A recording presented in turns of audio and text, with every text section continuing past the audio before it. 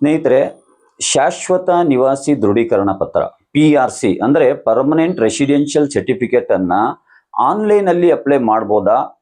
Online ಅಲ್ಲಿ apply ಮಾಡಬೇಕಂದ್ರೆ ಅದಕ್ಕೆ ಯಾವೆಲ್ಲ ದಾಖಲಾತಿಗಳು ಬೇಕು ಎಂಬಂತಹ ಬಗ್ಗೆ ಹಲವಾರು ಜನರು ಫೋನ್ ಮಾಡ್ತಾ ಇದ್ದಾರೆ. ಮತ್ತು ವಿಶೇಷವಾಗಿ ದಾವಣಗೆರೆಯಲ್ಲಿ PRCಯ ಸ್ಪಾಟ್ ಇನ್ಫೆಕ್ಷನ್ ಎಂಬ ಹೆಸರಿನಲ್ಲಿ ಮನೆಗೆ ಬರ್ತಾ ಇರುವಂತಹ ಕೆಲವು ಅಧಿಕಾರಿಗಳು 500 ರಿಂದ 1,000 ರೂಪಾಯಿ ಲಂಚ ಕೇಳ್ತಾ ಇದ್ದಾರೆ ಎಂಬಂತ ಆರೋಪಗಳು ಕೇಳಿ ಬರ್ತಾ ಇದೆ.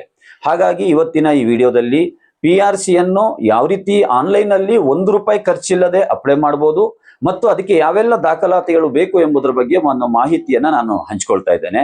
ಮೊದಲನೇದಾಗಿ PRCಗೆ ಅಪ್ಲೈ ಮಾಡಬೇಕಾದ್ರೆ ಎಲಿಜಿಬಿಲಿಟಿ ಏನಂತ ಹೇಳಿದ್ರೆ, ಅರ್ಹತೆ ಏನಂದ್ರೆ ಕರ್ನಾಟಕ ರಾಜ್ಯದಲ್ಲಿ ನೀವು ಕಳೆದ 10 ವರ್ಷದಿಂದ ಶಾಶ್ವತವಾಗಿ ನಿವಾಸಿಯಾಗಿರಬೇಕು.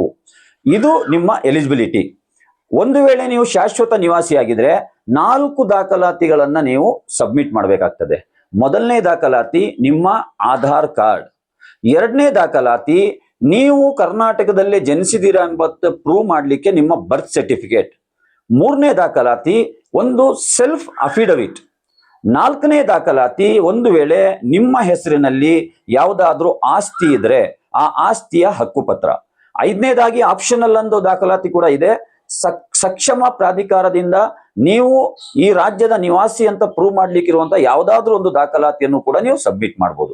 ಈ 5 ದಾಖಲಾತಿಗಳಿದ್ರೆ ಆನ್ಲೈನ್ ಅಲ್ಲಿ 1 ರೂಪಾಯಿ ಖರ್ಚಿಲ್ಲದೆ ಯಾವ ರೀತಿ ನೀವು ಸಿಂಪಲ್ ಆಗಿ ಅಪ್ಲೈ ಮಾಡಬಹುದು ಅಂತ ಕೂಡ ನಾನು ಈ ಬಾರಿ ಈ ಸಂದರ್ಭದಲ್ಲಿ ಒಂದು ಮಾಹಿತಿಯನ್ನು ಹಂಚ್ಕೊಳ್ತಾ ಇದ್ದೇನೆ.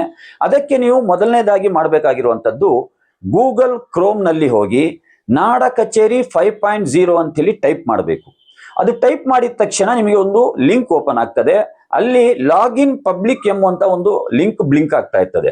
ಅದರ ಮೇಲೆ ಕ್ಲಿಕ್ ಮಾಡಿದ ನಂತರ ನಿಮ್ಮ ಆಧಾರ್ ಕಾರ್ಡ್ನ ನಂಬರ್ ಅನ್ನ ಎಂಟ್ರಿ ಮಾಡಿದ್ರೆ ಯಾವ ನಂಬರಿಗೆ ನಿಮ್ಮ ಆಧಾರ್ ಕಾರ್ಡಿನ ಮೊಬೈಲ್ ನಂಬರ್ ಲಿಂಕ್ ಆಗಿದೆ ಅದಕ್ಕೆ ಒಂದು OTP ಬರ್ತದೆ. ಅದನ್ನ ನೀವು ಅಲ್ಲಿ ಕಾಪಿ ಪೇಸ್ಟ್ ಮಾಡಿದ್ರೆ ನಂತರ ಒಂದು ಅಪ್ಲಿಕೇಶನ್ ಓಪನ್ ಆಗ್ತದೆ. ನಂತರ ಅಲ್ಲಿರುವಂತ ಪ್ರೊಸೆಸ್ ಅನ್ನ ಕಂಪ್ಲೀಟ್ ಮಾಡಬಹುದು.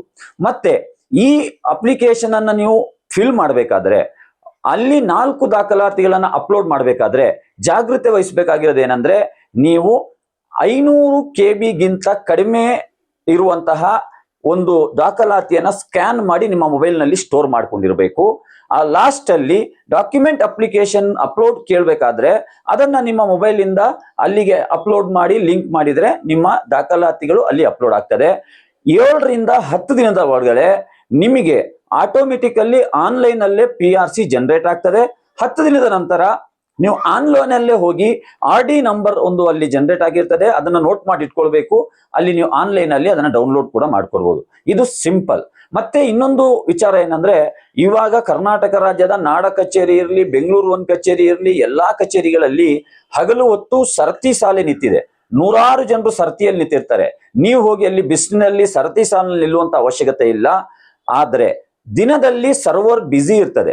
ಹಾಗಾಗಿ ನನ್ನ ಸಲಹೆ ಏನಂದ್ರೆ, ಆನ್ಲೈನ್ ಅಲ್ಲಿ ನೀವು ಅಪ್ಲೈ ಮಾಡಬೇಕಾದ್ರೆ ರಾತ್ರಿ 9 ಗಂಟೆಯ ನಂತರ ಅಥವಾ 10 ಗಂಟೆಯ ನಂತರ ಸರ್ವರ್ ಫ್ರೀ ಆಗಿರ್ತದೆ. ಯಾಕಂದ್ರೆ ದಿನವಿಡೀ ರಾಜ್ಯದ ಎಲ್ಲ 31 ಜಿಲ್ಲೆಗಳಲ್ಲಿರುವಂತಹ ಎಲ್ಲಾ ನಾಡ ಕಚೇರಿಗಳಲ್ಲಿ ಇದೇ ಪ್ರೊಸೆಸ್ ನಡೀತಾ ಇರೋದ್ರಿಂದ ಅಲ್ಲಿ ನಿಮಗೆ ಕ್ಯೂ ಅಲ್ಲಿ ನಿಲ್ಬೇಕು, ಸರ್ವರ್ ಬಿಸಿ ತೋರಿಸುತ್ತೆ. ರಾತ್ರಿ ಸ್ವಲ್ಪ ಸ್ಲೋ ಡೌನ್ ಆಗಿರ್ತದೆ. ಹಾಗಾಗಿ ರಾತ್ರಿ ನೀವು ಅಪ್ಲೈ ಮಾಡಿದ್ರೆ ಈಸಿಯಾಗಿ ಇದನ್ನ ಅಪ್ಲೈ ಮಾಡಬಹುದು. ಈ ಮಾಹಿತಿಯನ್ನ ನಿಮ್ಮೊಂದಿಗೆ ಹಂಚ್ಕೊಳ್ತಾ ಇದ್ದೇನೆ.